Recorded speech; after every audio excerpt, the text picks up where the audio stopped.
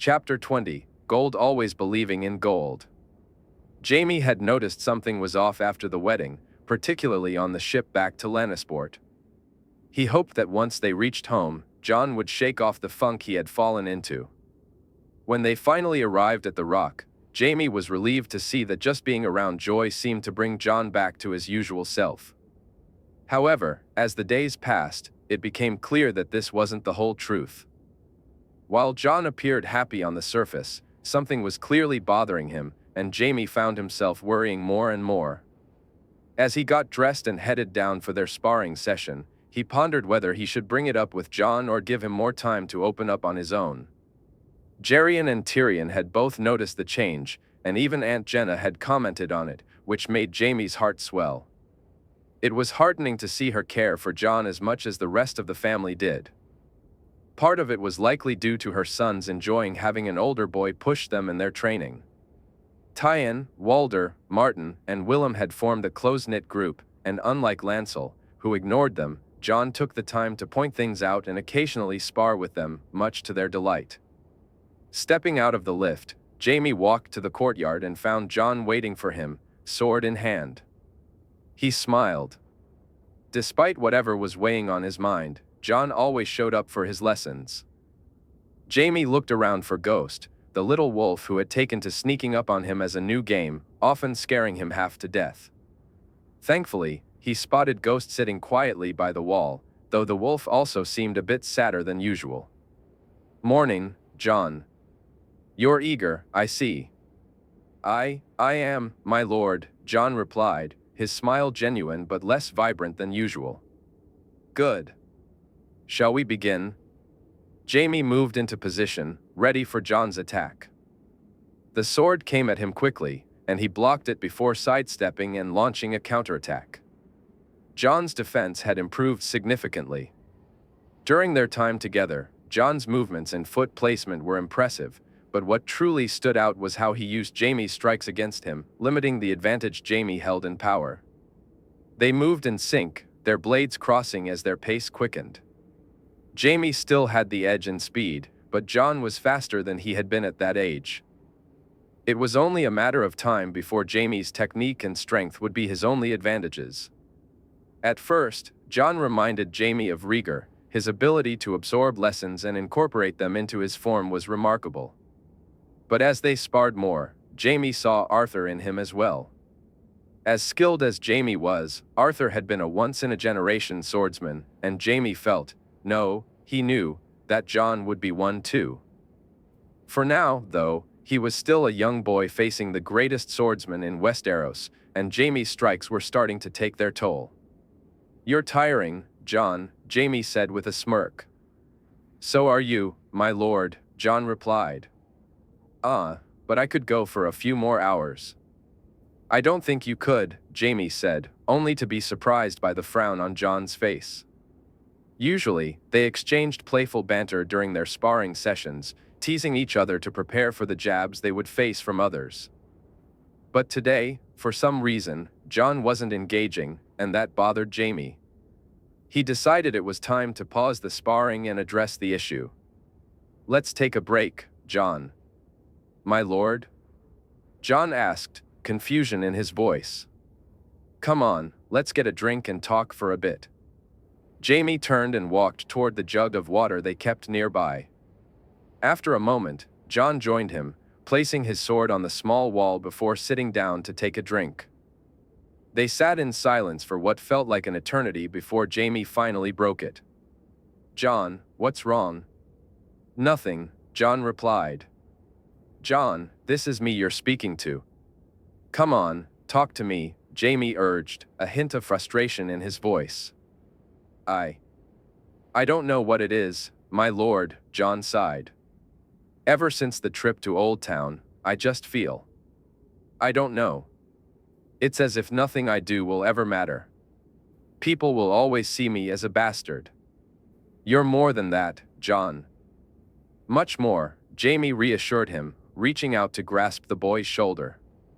"Look at me. You're more than that. Do you hear me?" He pulled Jon into a tight embrace, feeling the boy sob against his chest.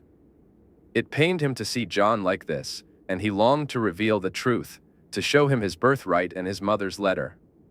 But he knew he had to wait until Jon was ready. After a while, Jon's sobs began to quiet, and Jaime gently released him. He watched as Jon turned away to wipe his eyes, aware of the embarrassment he must have felt for crying so openly. Moments later, Jon faced him again, this time smiling, a much fuller smile than before. Jaime realized he had only provided a temporary fix, but it was enough. They both left in much better spirits than when they had arrived. Jon woke up excited. Today was a special day, and he looked forward to it more than he had in a long time.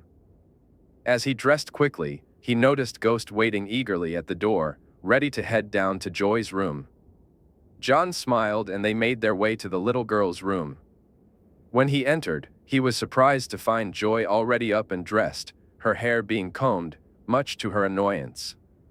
"No, Asa." "Ouch." Joy protested, and Jon couldn't help but giggle. "Jon, stop." "Ouch, please," she said, noticing him. "I'll take it from here, Alessia." "It seems the little princess doesn't want her hair combed," Jon said with a grin. "Lord Geryon wants her prepared, Jon," Alessia said, looking at him with concern. "It's fine, Alessia. Why don't you go break your fast? I'll finish up here. If you're sure." "Bye, Joy." "Bye, Jon." "Bye-bye, Asa," he replied, walking over to the bed. He sat down and picked up the comb, which Joy regarded as if it were a mortal enemy. "No, Jon." "Ouch," she protested, shaking her head. "It'll be fine, princess. And when we're done, we can go on an adventure. Just you, me, and Ghost." He smiled at her. "Will Ghost come, Jon?" He will. I promise." "Promise." She looked at him for a moment, then back at the comb, and finally at Ghost. With a resigned sigh, she seemed to give in. He began to comb her hair, being as gentle as possible, but her hair was tangled, and he could feel the comb catching. To distract her from the evil comb, he nodded to Ghost, and the wolf jumped onto the bed. Joy immediately grabbed Ghost, and the two began to play together. After a while, he finally finished combing her hair and placed the comb back on the table. It was time to take her in for breakfast, and Geryon would be waiting to start the day off with the first surprise. "Ready, Joy?" "Yeti," she exclaimed. He took her hand, and they made their way from the room.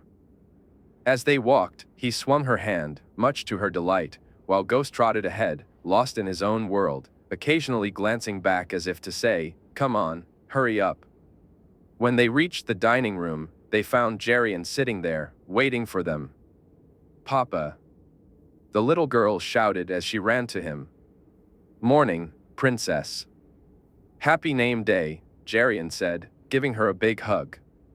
Jon sat down beside them at the table, and Joy immediately climbed into his lap.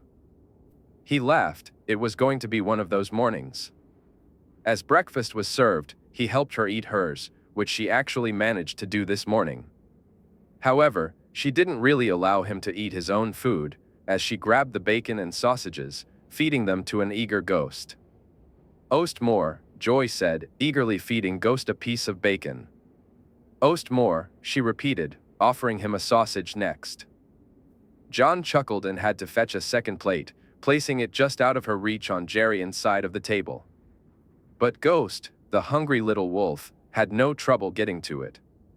Once Joy's offerings were gone, he swiftly moved over to Jon's plate, looking up at him with eager eyes. "Traitor," Jon laughed, tossing Ghost a piece of bacon. The wolf swallowed it down and shot Jon a look that clearly said he couldn't care less about the betrayal. Once they finished their meal, they headed down to the lift. Geryon carried Joy while Jon and Ghost walked ahead, keeping the girl entertained. It was time to unveil the first surprise for Joy's name day. Jon had spent a long time convincing both Geryon and Jenna that it would be safe, and only his connection with Winter had finally swayed them. Stepping out into the castle yard, they made their way to the stable, where Winter was already saddled up. Jon eagerly jumped onto the horse, waiting for Geryon to hand him the little girl. "Want to ride on the horsey, Joy?" Geryon asked. "Horsey, Papa," Joy exclaimed excitedly. Jon thought her enthusiasm stemmed from her natural love of horses, not necessarily understanding her father's question. That was confirmed a moment later when Geryon began to lift her onto the horse in front of Jon. The look on her face was one Jon would never forget. She was not just happy, she was overjoyed, and it made his heart swell to see that same joy reflected in Geryon's eyes. "Papa." "Horsey," she shouted as Jon guided Winter to walk slowly. They rode down the length of the yard and turned around, heading toward the jousting practice area. Geryon walked alongside them, ready to intervene if needed, but Jon held Joy securely, and Winter remained calm and composed. As they reached the practice field, Jon spotted Jenna with her children, while Kevin's two boys sat to their left, smiling at them. "Wave to Aunt Jenna, Joy," he prompted, and the little girl waved enthusiastically. Jon glanced at Geryon, sharing a smile that spoke volumes. Geryon nodded, prompting Jon to push Winter into a trot. Joy's laughter echoed across the field, and although he couldn't see her face, he could easily picture it in his mind, and that was more than enough for him. Eventually, they came to a stop, and Jon made his way over to where Geryon was standing. "Go to Papa, Joy," Geryon said. "No, yon horsey," she replied, shaking her head. "More horsey later, all right?" Jon reassured her. Joy accepted this with a grateful nod. After Geryon lifted her down from the saddle, he led Winter back to cool her off. The horse had performed wonderfully, and Jon felt a swell of pride for his mare. "Good girl," he said, patting her as she drank from the trough. The rest of the day became a bit of a blur. Geryon had arranged for a fool to entertain them, but Joy wasn't fond of the man, and he was quickly sent away. Instead, she and the other children played games, with Jon helping out whenever needed. Finally, it was time for Joy to receive her presents, and Jon watched as Geryon picked her up. "Want some presents, princess?" Geryon asked. "Presents, Papa." Joy clapped her hands in delight. Tyrion presented her with a beautiful book filled with brightly drawn pictures of animals, while Jenna gifted her a large stuffed lion that dwarfed her existing one. Jaime had brought an impressive painting depicting a smiling Joy, which fascinated her, especially after her father explained who had created it. Kevin gave her several adorable outfits, which Jon knew she would quickly outgrow, given both her growth and her knack for getting clothes into trouble. Each of the children handed her small toys, some intricately hand-carved. Joy excitedly grabbed each one, holding it tightly for a moment before tossing it aside for the next. Geryon's gift was a set of inks and papers, and Jon glanced at him, catching a smirk on his face. He knew exactly what kind of chaos Joy would create with those supplies, and Geryon didn't seem the least bit remorseful about it. When it came time for Jon's present, he quickly. Jon left the room, with Allers assisting him as they carried the gift inside. It had taken the carpenter a month to craft this incredible piece, and the result was remarkable. The horse was an almost perfect likeness of Winter, its coloring and mane resembling that of Jon's own horse's foal. The base was curved, allowing it to move when someone sat on it. Jon had even enlisted the stable master to create a saddle and reins for Joy to hold on to. As he moved the horse toward her, he could hear her voice. "Horsey, yon," she exclaimed. "Your horsey, Joy," he replied. "Mine," she said excitedly. He helped her climb onto the horse, handing her the reins and adjusting her legs into the stirrups, strapping her in tightly. When he stepped back, she looked at him in confusion, clearly expecting him to sit behind her like he had done on Winter. "You ride, Joy," he said, smiling as she took the reins. "Horsey." She shouted happily as the horse moved back and forth. A couple of months later, they arrived at Castamere, where they encountered several challenges. The caverns of the mines were long, narrow, and filled with uneven surfaces. The truth was, the system they planned to use simply wouldn't work. Tyrion felt disheartened. Despite making progress with the trading deals, the mines at Castamere could have been the greatest boon for his family in generations. But Jon took it in stride. He and Ghost wandered around the mine's entrance, exploring as far as they could before heading to the lake. Tyrion watched, curious about what was going through the boy's mind. Jon stood by the lake for what felt like an eternity to Tyrion before finally returning, his expression one of determination. "Can we stay here a few days, my lord?" Jon asked. "I don't really see the point, Jon. As good as your idea was, it's not going to work," Tyrion replied. "I know, I can see that. Please, just bear with me, my lord." "Very well, I'll have the tent set up for 2 days, Jon, that's all," Tyrion said. They spent the next 2 nights camping on the outskirts of Castamere Castle. Although Tyrion had initially wanted to stay inside the castle, he ultimately decided against it. He found enjoyment in the simplicity of the campsite. Ghost, the wolf, seemed to relish the open air, often darting into the nearby woods only to return with a rabbit or a small bird, which he would drop at Jon's feet as if to say, "Clean this for me." In the evenings, they would talk, and Tyrion often caught Jon gazing wistfully at the mine entrance, as if lost in some distant memory. At times, they had to call Jon's name a little louder to pull him back to the present, while other times it was Ghost who drew the boy's attention away from his thoughts. Tyrion attributed Jon's distraction to disappointment over their plans not working out and tried to reassure him that no one thought less of him because of it. The wind wheels still held potential, and the benefits they might yield were bound to be significant. Yet, Jon would only smile, as if he knew something Tyrion did not, which occasionally unsettled him. "Well, it's time, Jon.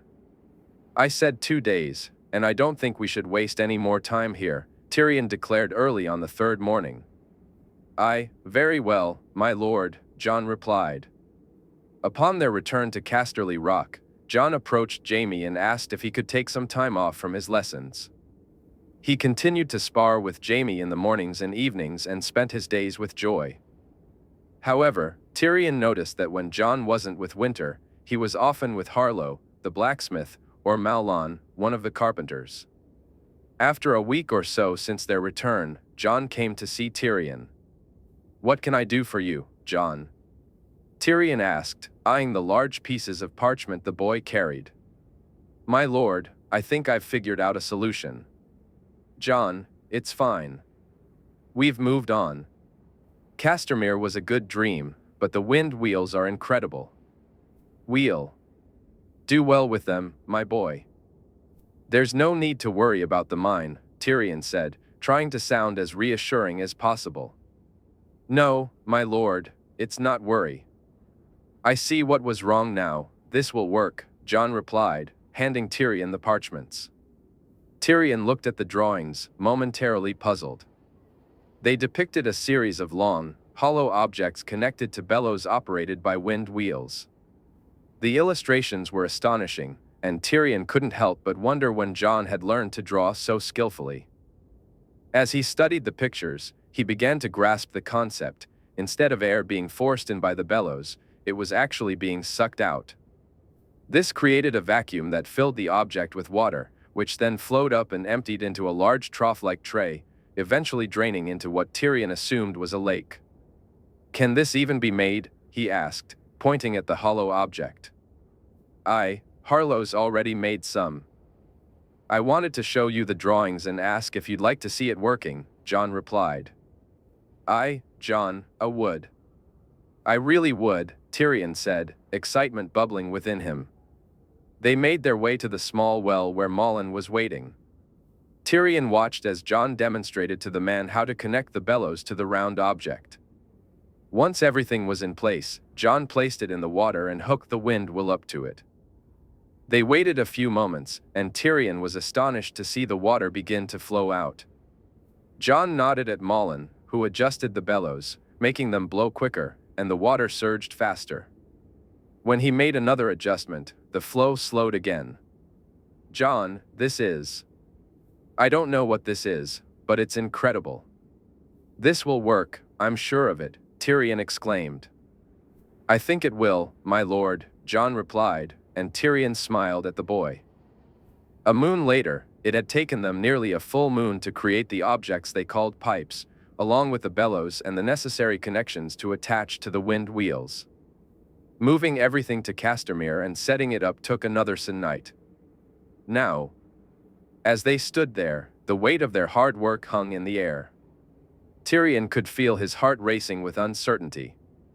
He glanced down at Jaime and Jon, who stood with Geryon. He noticed the same apprehension etched on his brothers' and uncles' faces, but Jon appeared calm and collected, as if he was confident this would work and their nerves were unwarranted. Tyrion couldn't help but admire Jon's youthful certainty.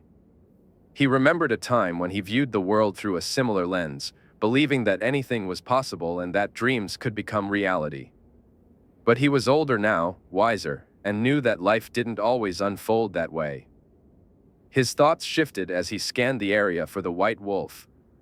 That creature had a knack for sneaking up on people, and while it was unnerving, Ghost seemed to want to play with him. At least, Tyrion assumed it was play, considering he was still alive to tell the tale. He sighed with relief when he didn't see Ghost, the wolf apparently off in the woods somewhere. "We're ready, my lord," Mahlon announced. "All right, fix the last fitting together, and then we'll begin," Tyrion replied as he moved toward the rest of his family. "It's damn impressive, Tyrion. You've done an incredible job," Jaime said as he joined them. "It was Jon's idea," Tyrion said, smiling at the boy. But you built it, my lord," Jon humbly replied. "Not to be a doomsayer, but we don't know if it'll work," Geryon said, shaking his head. "It'll work," Jon insisted, and both he and Jaime exchanged a glance. Tyrion watched as the wind wheels spun rapidly. They truly were remarkable devices.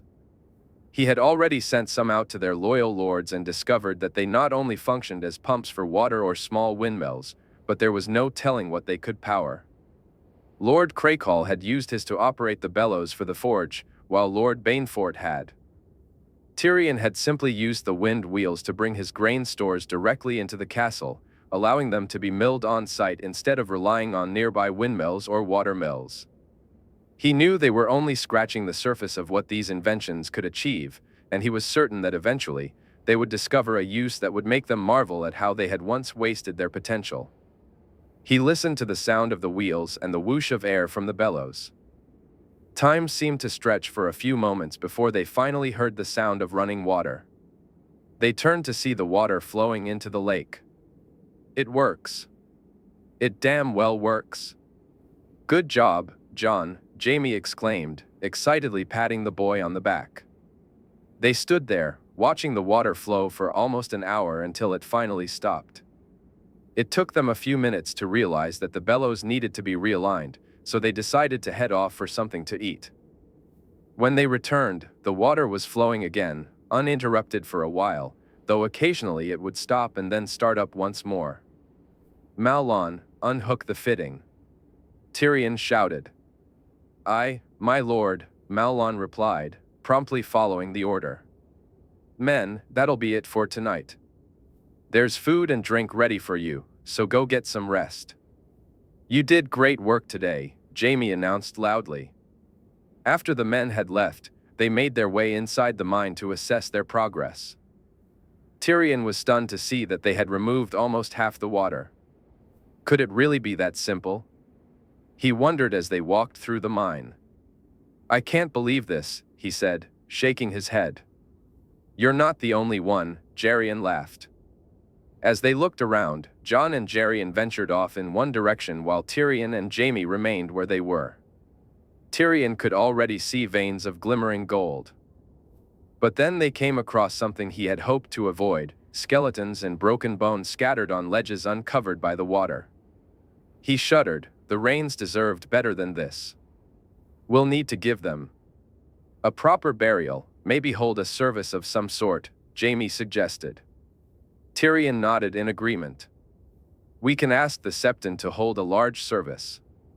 It'll show people we're different from father and that the mines are open once again, Tyrion replied. I will do that. Do you think those wills could be used to help with the mining itself? Jaime asked. I think so. We'd need to create some tools to fit, but they'd be stronger than men and probably safer too, until we figure out just how stable this mine is, Tyrion answered. We'll need to restore the castle as well, but it looks like we'll be well covered in gold. How rich do you think this mine is? Jaime inquired, glancing around. Very, came the voice of their uncle as he and Jon approached. Tyrion's eyes widened at the large rock Geryon held in his hand. The gold shimmered through it, and he could hardly believe such a sizable deposit was so readily available. Jon carried a similarly sized rock, but his looked different. He handed it to Tyrion, who quickly realized it was silver ore. He hadn't known the mine had both. This was an even bigger boon. The more rocks they uncovered, the fewer would be useless. Where did you find these? Tyrion asked. There's a passage at the back that Ghost uncovered. You need to see it. We're going to need to put some guards at the entrance right away, Geryon said, starting back the way he had come. He grimaced as the White Wolf approached, tugging at his leg as if to urge him to follow. Looking at Jon, he saw the boy smiling, with Jaime joining in, and Geryon realized there was no help to be had from that quarter. So, he relented and followed the wolf, joining Jaime and Jon as they walked down the tunnel to the right. When they reached the passage Geryon had mentioned, he could see exactly what he meant. It was clear that work had been done here before his father had flooded the mines. They had struck an incredibly rich vein, and it was nothing short of astonishing. Jaime watched as Geryon held a torch, the gold sparkling brilliantly in the flickering light. A week later, after almost 4 grueling days, they finally managed to clear the mine of water. The last remnants were particularly challenging to remove. The pipes simply couldn't function properly with so little water, forcing them to scoop out the final bits using small cups and buckets. During this time, they also began to recover the bodies of those who had perished in the flooding. Tyrion was taken aback, not only by the sheer number of victims, which must have been in the hundreds, but also by the gut-wrenching realization that some of them were clearly children. Growing up, he had heard stories of his father's cruelty, but witnessing the aftermath so starkly was a different experience altogether. It hit him hard, but he knew it affected Jaime even more. Tyrion was certain that the next person to play that dreaded song would feel his brother's wrath. In the end, they had managed to remove nearly all the bodies, and true to their word, they held a service where the remains were blessed by the Septon and given a proper burial. Lords had come from near and far to witness the reopening of the mines, many hoping to secure the honor of leading the operation and claiming the seat of Castamere. But Jaime surprised everyone by naming his uncle Geryon as the new Lord of Castamere, much to Geryon's annoyance. I don't want it. Why would I? Give it to someone else, Geryon protested. It must be you, uncle. You're not only the best man for the job, but you deserve this. You can rebuild the castle and make it a worthy seat, Jaime insisted. Jaime, I don't want a damn lordship. I'm happy where I am. Why would you give me this? Geryon asked, visibly frustrated. It's not just for you, uncle. It's for Joy, too. What? When she grows up, uncle, she may not have our name, but she's a Lannister. I won't have anyone look down on her because she's called Hill. This is for her as much as it is for you. She'll be the Lady of Castamere. Castamere, her name won't matter because she'll be richer than any of those fools, Jaime said determinedly. Tyrion smiled as he recalled the conversation. His uncle had come around, and Jaime had called Kevin in to see him before the announcement. He sat there, waiting for Kevin to arrive, while Jaime and Jon chatted excitedly about something he wasn't quite paying attention to. But if you use a shield, wouldn't it limit your movement? Jon asked. It would, Jaime replied. But the protection it offers is worth it. Better than a short sword? Jon challenged. For protection, yes. A short sword might help your offense, but it would leave you open. Tyrion reached over and took a sip of his wine.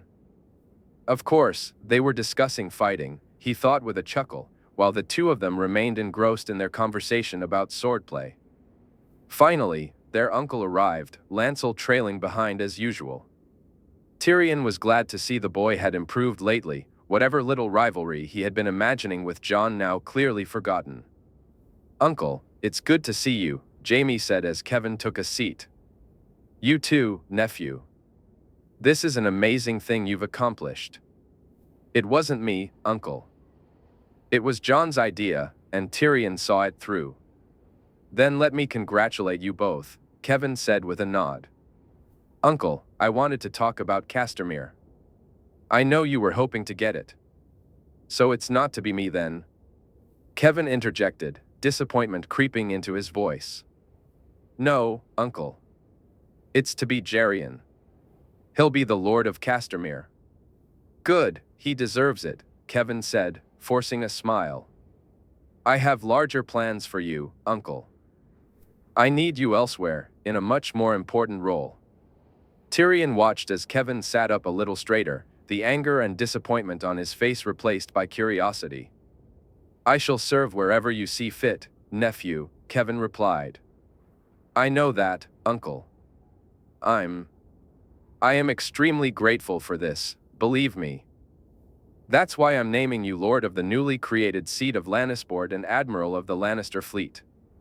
"My lord, you honor me," Kevin said, the shock and gratitude clear on his face, Tyrion noted. "No, Uncle, I don't. You've always been loyal, and it's time that loyalty is rewarded. We shall divert funds so you can build a seat worthy of you, and I intend to create a fleet stronger than father's. Now, will you join me in a glass to celebrate our good fortune?" Jaime asked, handing him a glass that Jon had filled. I will, nephew. I thank you, truly. You have no idea how much this means to me." Tyrion joined them, and one glass led to another. Kevin wasn't usually one for drinking, but tonight he celebrated like a man who had been granted a lifelong dream. Tyrion felt he deserved it more than most. He glanced at his brother, who smiled back at him. Jaime rewarded people for their deeds and achievements, and Tyrion knew his brother would ensure he got his due when the time was right. So, he happily celebrated with his family. Jon's dreams had been coming more regularly since their return from Castamere. Some were strange, filled with places he could hardly imagine, towering buildings that reached as high as the eye could see, roads that made the King's Road look like a mere trail in the woods. He saw shapes cut into stone that seemed impossible, animals he couldn't name, depicted with such detail that he could see their eyes glisten as he looked at them. Sometimes he'd wake up in a cold sweat, unable to remember the dreams at all. Other times, they lingered vividly in his mind. He worried about sharing them with anyone, fearing what they might think of him. Instead, he would curl up beside Ghost and eventually drift into a dreamless sleep. Sometimes weeks would pass between dreams, while at other times, they came every night. The ones that troubled him the most featured a woman alone in a tower, covered in blood. She'd look him in the eye, and Jon would feel his heart break at the pain reflected there. He'd wake from those dreams with tears streaming down his face, and Ghost would lick them away, curling tightly beside him. Other dreams were happier, filled with the sound of laughter from a man and a woman, or a beautiful melody played on a harp. Sometimes, he found himself walking along the rocky shore, feeling small and low to the ground while everyone around him appeared as giants. Eventually, he decided to grab some parchment and quills to record what he remembered. He sketched a blue flower covered in ice, a sword shining so brightly it hurt to look at, a field of ice with the largest weirwood tree he had ever seen. There was a cave filled with stone so black it seemed like night itself, and a stone door that beckoned him forward. This morning, as he woke, He quickly grabbed the parchment and began to draw the dreams he had the night before. He had envisioned a dock as a ship sailed in, larger and more imposing than any he had ever seen. It glided through the water, and suddenly, he was on board, walking among ropes, sails, masts, and men. He captured it all and added it to the growing pile of drawings on his table. "Well, Ghost, seems like this one wasn't so bad, my friend?" he said, and the wolf cocked his head to the side as if pondering the question. He dressed quickly and made his way to breakfast, passing Joy's room. He sighed. Ever since her name day when she turned 3, the little girl's lessons had become busier. With her father away, Jon had hoped to spend more time with her, but Jenna had taken Joy under her wing. While he was happy for her, he missed her, especially in the mornings when she now broke her fast with Jenna and her children. "Morning, Jon," Alessia greeted him as he entered the dining room. "Morning, Alessia. How are you feeling today?" "I'm much better, Jon. Thanks for asking, and for your help." "Don't mention it." "I'm glad to help," he said with a smile at the girl before making his way to the table, feeling a bit disheartened to find himself alone. Jaime had stayed in Lannisport with Kevin, and Jon had hoped to accompany him. Instead, he had been asked to assist Tyrion, which he enjoyed, but it meant he had missed their morning sparring sessions for a few days. Tyrion was rarely awake when Jon broke his fast. When Alessia brought him his meal, he smiled at her.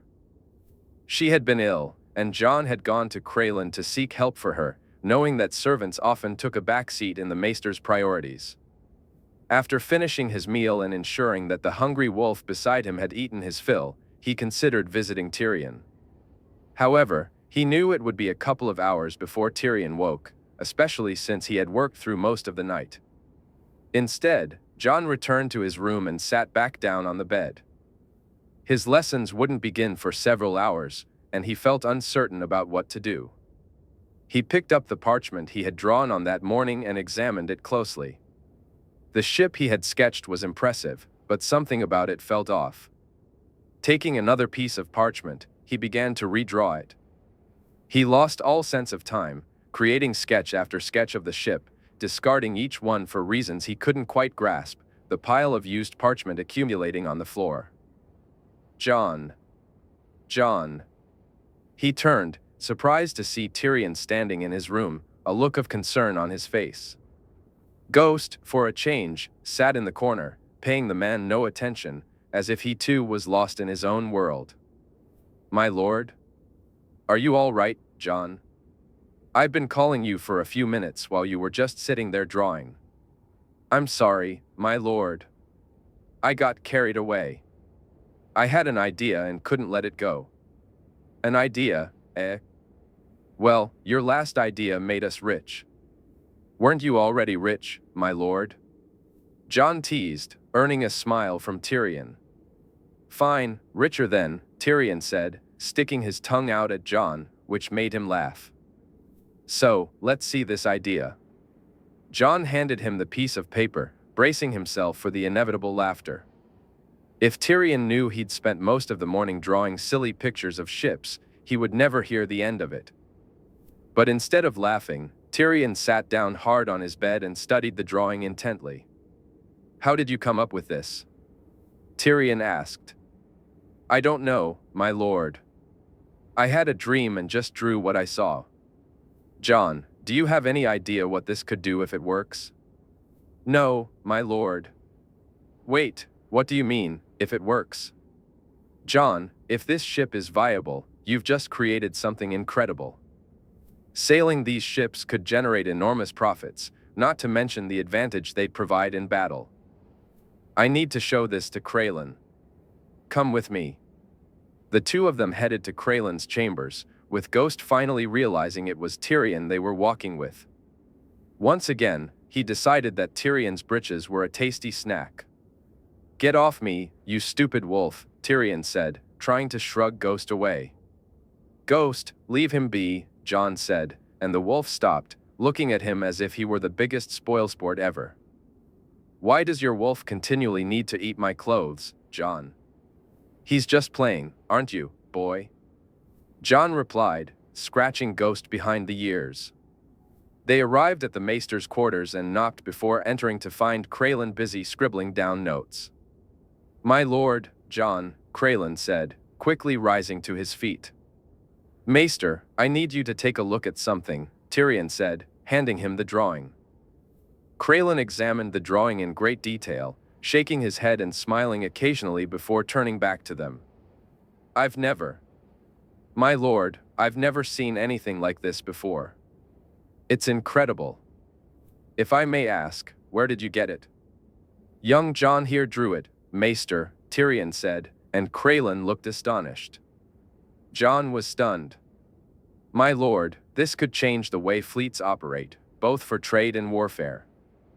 Ships like this would completely transform everything. So you believe it can be built, and that it's worth pursuing?" Tyrion asked, intrigued. "Absolutely, my lord. We should start working on it as soon as possible. It'll require a lot of effort, but I'm confident it can be done," Jon replied, determination in his voice. Tyrion regarded him thoughtfully, shaking his head before breaking into a smile.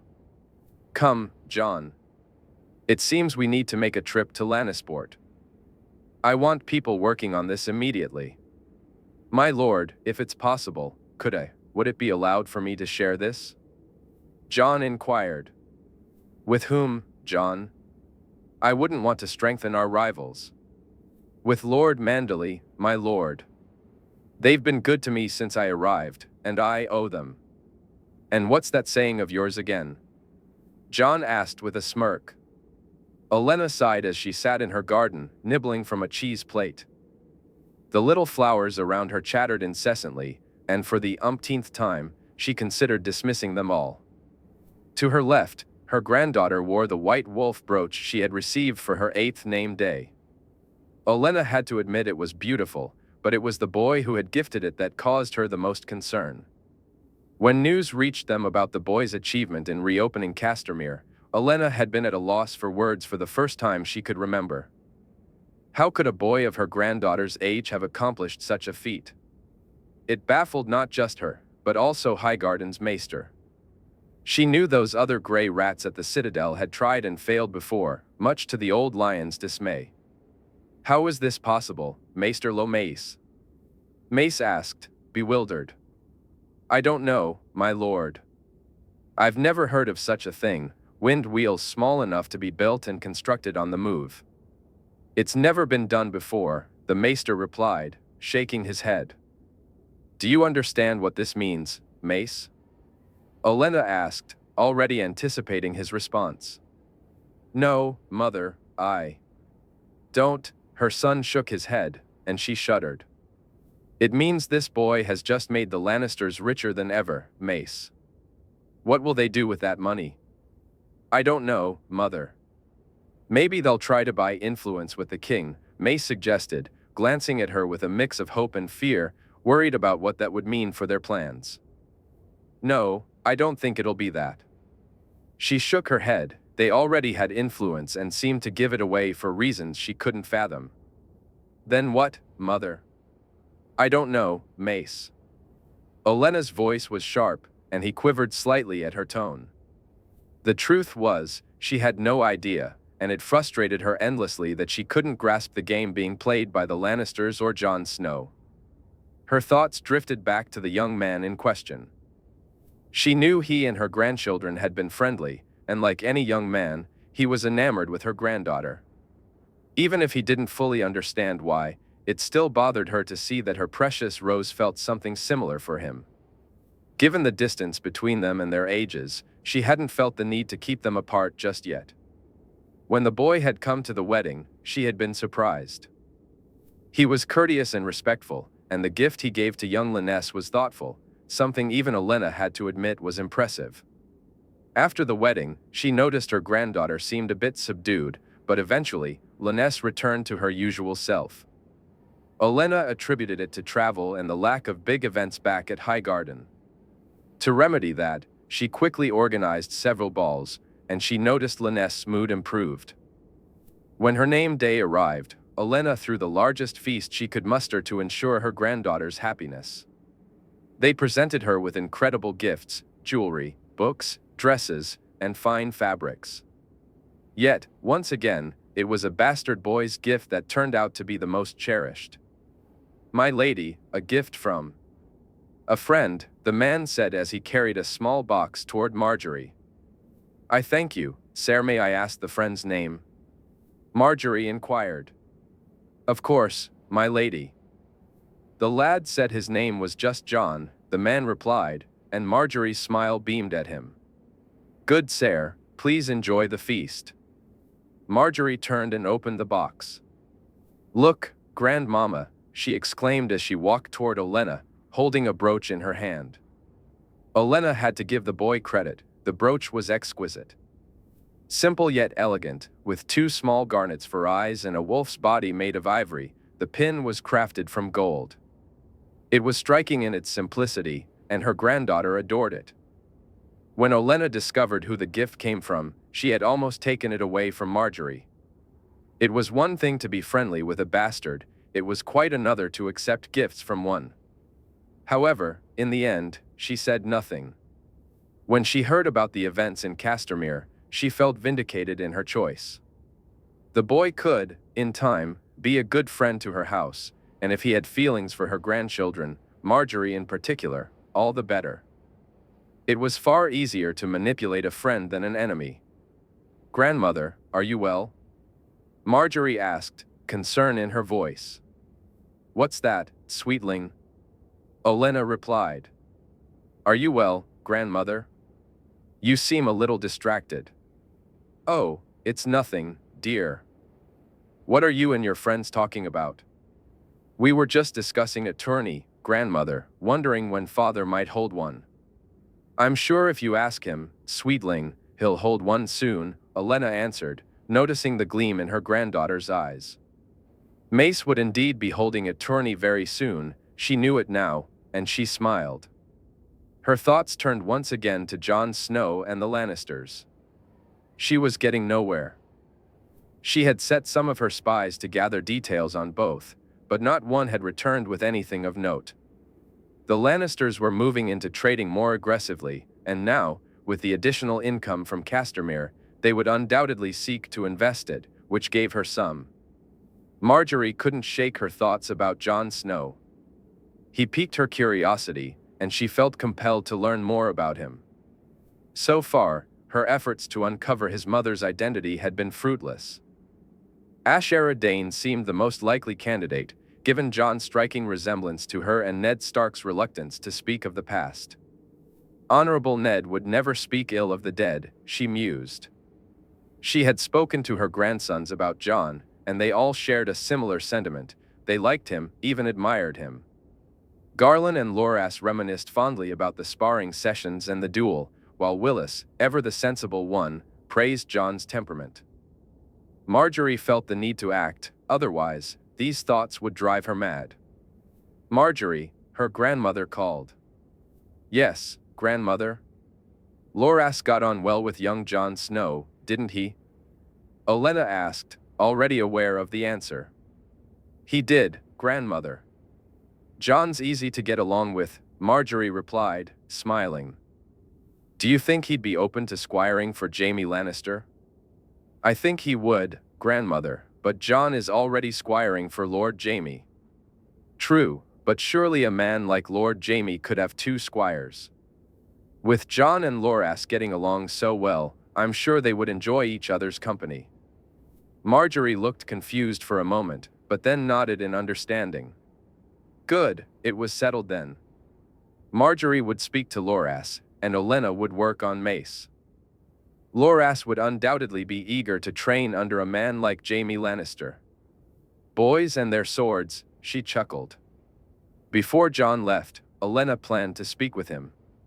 There was no need to instruct Loras to get close to Jon, that connection seemed to have already formed. Instead, she would insist that he send letters home to keep them updated on his experiences, the happenings at Casterly Rock, and how he and Jon were getting along. She knew she would learn more from Loras's letters and visits than she ever would from spies. Reaching over, she grabbed a particularly nice piece of soft cheese, savoring its richness as she contemplated her next steps. She placed it in her mouth, savoring the divine taste as the headache she had been nursing began to fade away.